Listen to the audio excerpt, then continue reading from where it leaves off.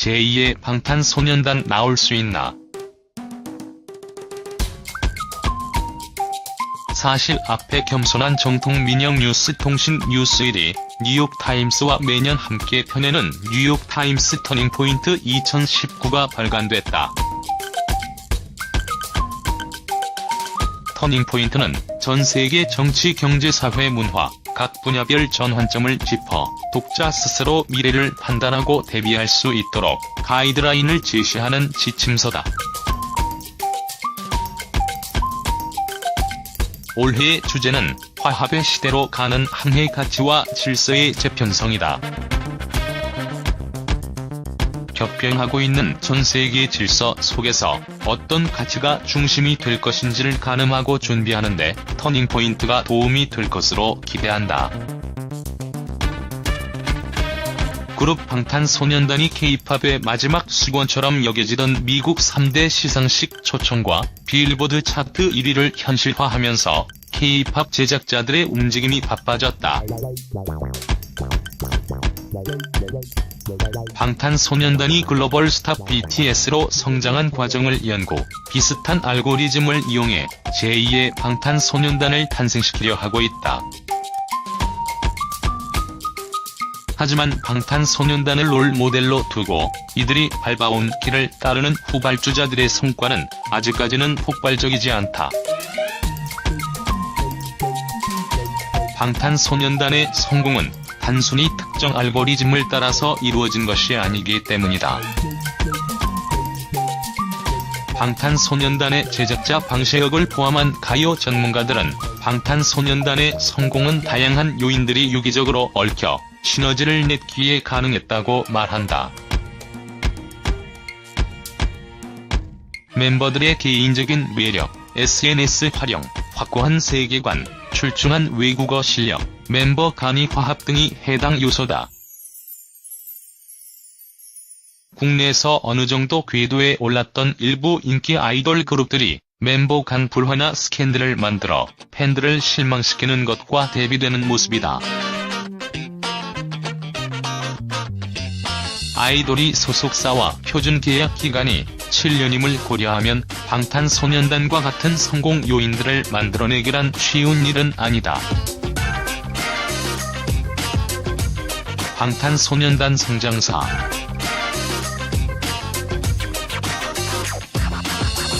빅히트 엔터테인먼트 소속인 방탄소년단의 시작은 화려하지 않았다. SM, YG, JYP 엔터테인먼트 등 흔히 3대 기획사라 불리는 대형 기획사 출신이 아니었던 이들은 한 해에 수백 팀씩 쏟아져 나오는 신인 그룹 중 한 팀에 불과했다. 방탄소년단은 방시혁의 프로듀싱 능력과 멤버들의 실력만으로 수많은 아이돌 그룹들의 틈바구니 속에서 존재감을 입증해야 했다. 멤버들 스스로도 흙수저로 칭하던 시절이었다. 지난 2013년 발표한 방탄소년단 데뷔곡 무모어 드림은 정통 힙합 장르였다. 당시만 해도 아이돌 그룹이 힙합을 메인으로 들고 나오는 일은 그리 흔하지 않았다. 신선한 그룹의 출연이었지만 이들의 데뷔는 여느 중소기획사 출신 신인이 그러하듯 큰 관심을 끌지 못했다. 이에 방탄소년단은 힙합을 음악의 근간으로 하되 콘셉트 변화와 칼군무 등 퍼포먼스 강화로 돌파구를 찾았다. 그렇게 탄생한 곡 상남자는 방탄소년단의 인지도를 높였고 사회 비판적인 성격이 강한 학교 3부작까지 관심을 이끌어냈다. 시각적 측면에 집중했던 아이돌 그룹도 많았던 가운데 사회 비판적인 내용을 담았던 방탄소년단의 음악은 나름대로 주목을 받았다.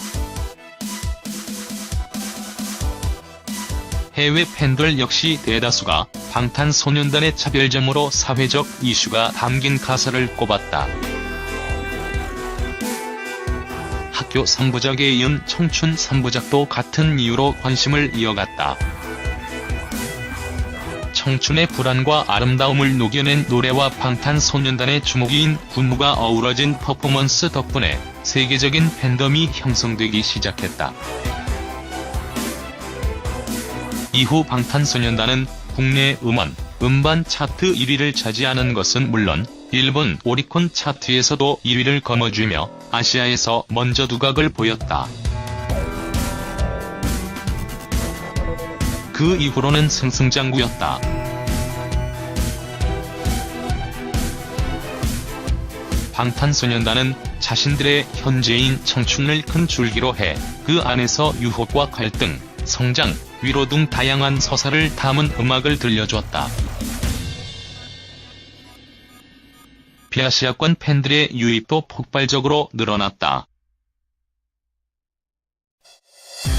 낯설지 않은 힙합 장르의 음악, 오차 없는 칼군무, SNS를 통한 전 세계 팬들과의 활발한 소통 등 이들의 매력을 느낄 요소는 많았다. 입소문이 나기 시작한 방탄소년단의 파급력은 걷잡을 수 없이 커졌다. 이후 러브 유어셀프 첫 시리즈 타이틀곡 DNA는 미국 빌보드 메인 싱글 차트인 핫100에 처음 진입하며 방탄소년단의 이름을 더욱 알렸고, 러브 유어셀프 앤서의 타이틀곡 아이돌은 한국 가수 최초로 빌보드 메인 앨범 차트인 빌보드 200의 1위에 오르는 쾌거를 이뤘다.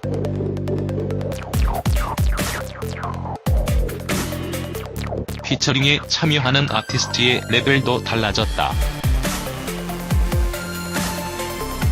방탄소년단의 팬덤이 커지면서 해외 유명 스타들도 그들과 함께 찍은 사진을 SNS에 올리는가 하면 미국 유명 토크쇼에서도 방탄소년단의 섭외에 공을 들였다.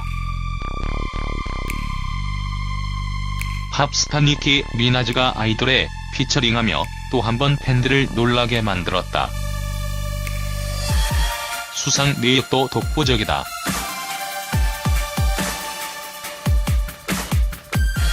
방탄소년단은 2018년 3월 아이하트 라디오 뮤직 어워즈를 시작으로 5월 2018 빌보드 뮤직 어워즈, 6월 2018 라디오 디즈니 뮤직 어워즈, 8월 2018 틴 초이스 어워즈, 10월 2018 아메리칸 뮤직 어워즈, 11월 2018 MTV 유럽 뮤직 어워즈 등 해외 유명 시상식들에서 연이어상을 타며 그 위상을 증명했다.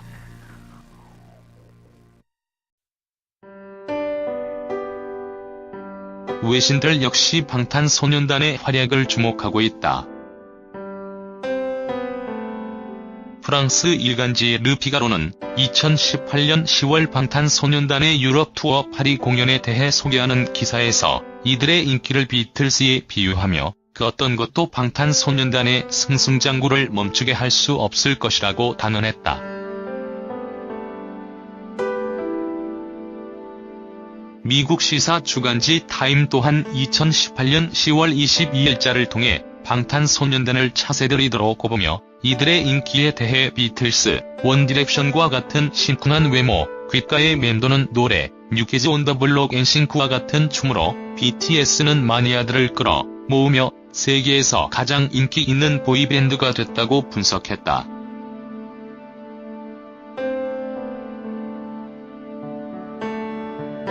이어 방탄소년단은 기존 아이돌 그룹과 같은 요소들을 가지고 있으면서도 자신들의 결점을 오히려 음악의 소재로 담아내거나 타인과 공감할 수 있는 솔직한 감정들을 노래함으로써 새로운 룰을 만들어냈다고 설명했다. 여기에 본인들의 음악적 메시지를 SNS로 전파하면서 전 세계 팬들을 끌어모았다고 덧붙였다.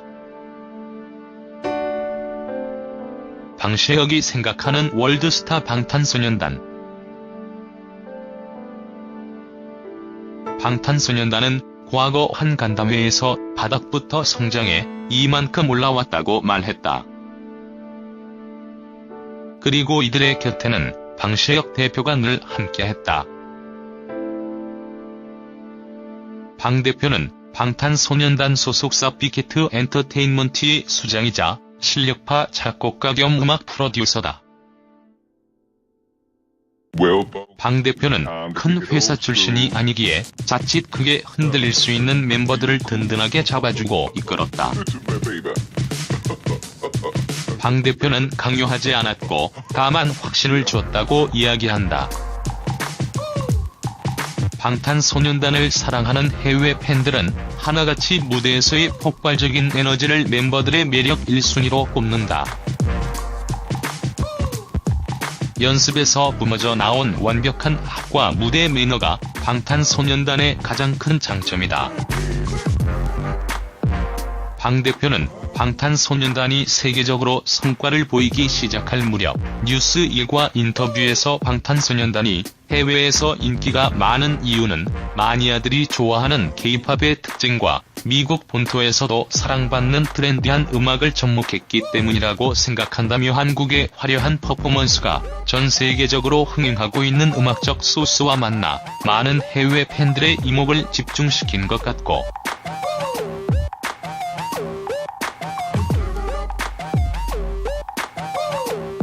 남미와 미국의 반응을 실제 확인해보니 무대 위에서의 방탄소년단에게서 빛이 나고 에너지가 넘쳐서 좋다는 평이 가장 많았다고 한다고 밝혔다.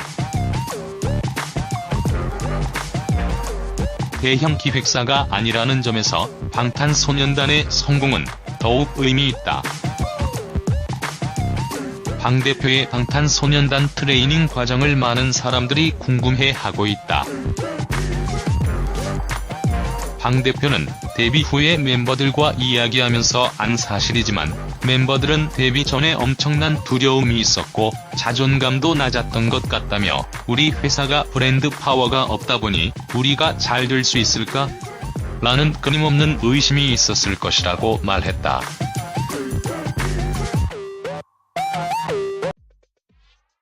방 대표는 그래서 나는 너희들을 충분히 믿고 미래에 대한 확신이 있는데 왜 의심하냐, 좀 더 자기 자신에 대한 믿음을 가져라라고 했었다고 전했다. 방 대표는 회사는 멤버들에게 연습생 때부터 자발성을 강조했으며 무엇이든 억지로 하라고 강요하지 않았다며 아직도 하고 싶으면 하고 못하면 나가야지 이런 분위기인데 이것이 결합하면서 멤버들이 스스로 연습으로 채웠다라고 말했다.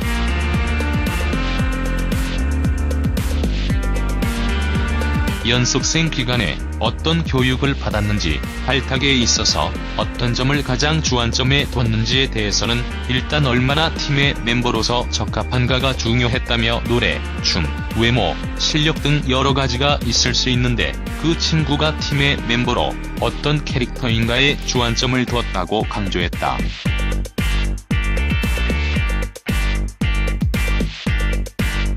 방 대표는 멤버들이 팀으로서 공동의 목표가 있는지 그것이 가장 중요하다고 생각한다며 음악적으로는 본인이 하고 싶은 음악과 무대를 주도적으로 만들 수 있게 스스로를 잘 알고 성장할 수 있도록 지도했다고 밝혔다.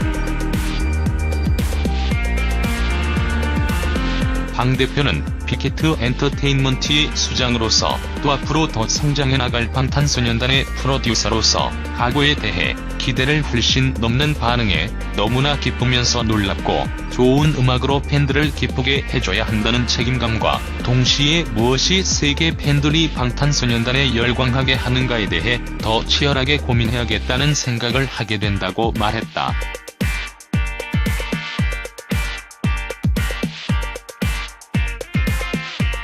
제2의 방탄소년단 가능성은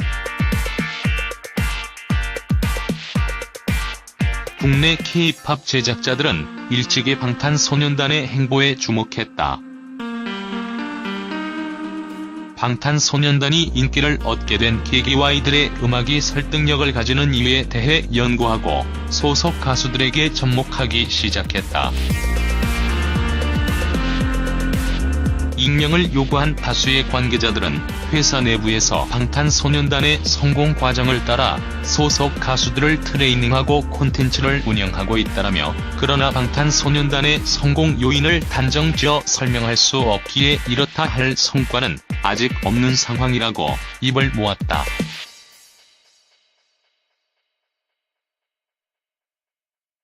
대부분의 관계자들은 제2의 방탄소년단이 되는 법이 있다면 너도 나도 그 알고리즘을 따라하기만 하면 될 일이지만 방탄소년단의 성공은 여러가지 요인이 시너지를 이룬 것이기 때문에 꾸준하게 연구하고 노력해야 하는 상황이라고 밝혔다.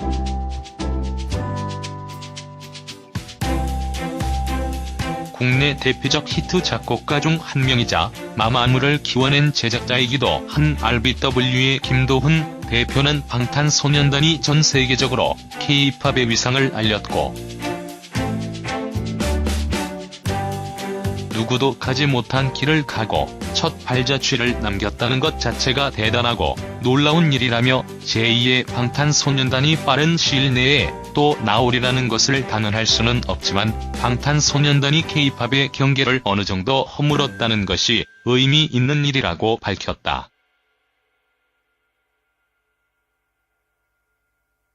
김 대표는 방탄소년단이 이룬 성과를 분석하는 일은 K-팝 제작자들의 숙제이자 희망이라며 계속해서 K-팝이 세계적 팝과 어깨를 나란히 할 수 있도록 꾸준한 연구가 필요할 것이라고 덧붙였다. 30년간 걸출한 스타 가수들과 작업한 작곡계 거장이자 키위 미디어그룹의 김형석 회장은 방탄소년단은 한류 팬문화가 전 세계적으로 퍼지게 된 결정적 계기였던 것 같다며 방탄소년단 이후 K-팝 아티스트의 팬들이 직접 홍보대사의 역할을 하는 문화 및 다양한 아티스트의 콘텐츠를 소비하고 확대 재생산하는 문화가 전 세계적으로 자리 잡았다고 평가했다.